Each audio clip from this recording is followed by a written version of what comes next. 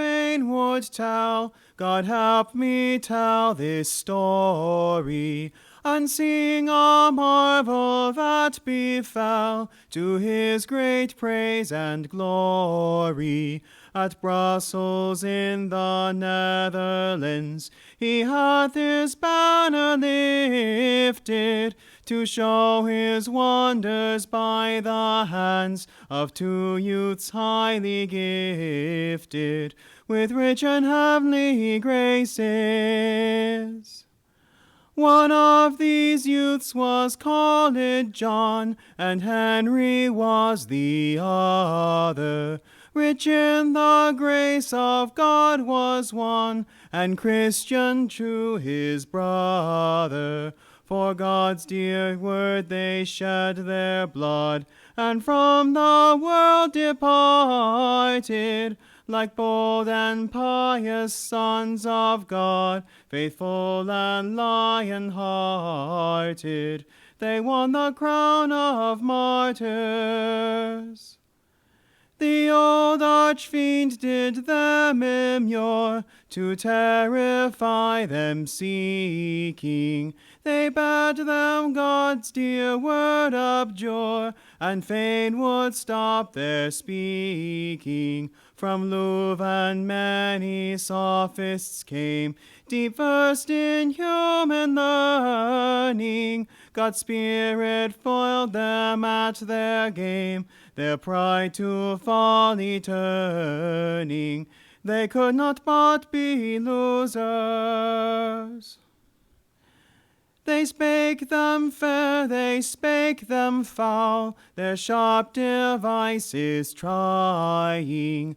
Like rocks stood firm each brave young soul, the sophist's art defying. The enemy waxed fierce in hate, and for their lifeblood thirsted. He fumed and chafed that one so great should by two babes be worsted, and straightway sought to burn them. Their monkish garb from them they take, and gown of ordination. The youths a cheerful lament spake, and showed no hesitation. They thanked their God that by his aid they now had been denuded of Satan's mock and masquerade, whereby he had deluded the world with false pretenses. Thus by the power of grace they were true priests of God's own making, who offered up themselves in their Christ's holy orders taking. Dead to the world they cast aside hypocrisies of leaven, that penitent and justified they might go clean to heaven, and leave all monkish follies. They then were told that they must read a note which was dictated. They straightway wrote their fate and creed, and not one jot abated. Now mark their heresy, we must in God be firm believers, in mortal men not put our trust, for they are all deceivers. For this they must be burned. Two fires were lit, the youths were brought, but all were seized with wonder, to see them set the flames at naught, and stood as struck with thunder. With joy they came in sight of all, and sang aloud God's praises. The sophist's courage waxed small before such wondrous traces of God's almighty finger. The scandal they repent and would right gladly gloss it over. They dare not boast their deed of blood, but seek the stain to cover.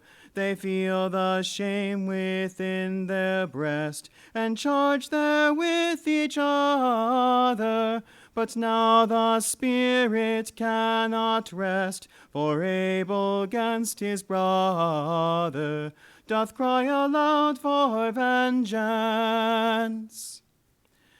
Their ashes will not rest worldwide, they fly through every nation.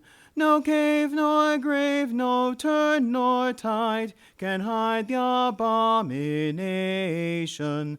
The voices which with cruel hands they put to silence living are heard though dead throughout all lands, their testimony giving, and loud Hosanna singing. From lies to lies they still proceed, and feign forthwith a story, to color o'er the murderous deed. Their conscience pricks them sorely. These saints of God, e'en after death, they slandered and asserted. The youths had with their latest breath confessed and been converted, their heresy renouncing. Then let them still go on and lie, they cannot win a blessing. And let us thank God heartily, his word again possessing. And summer's even at the door, the winter now has vanished, the tender flowered spring once more, and he who winter banished will send a happy summer.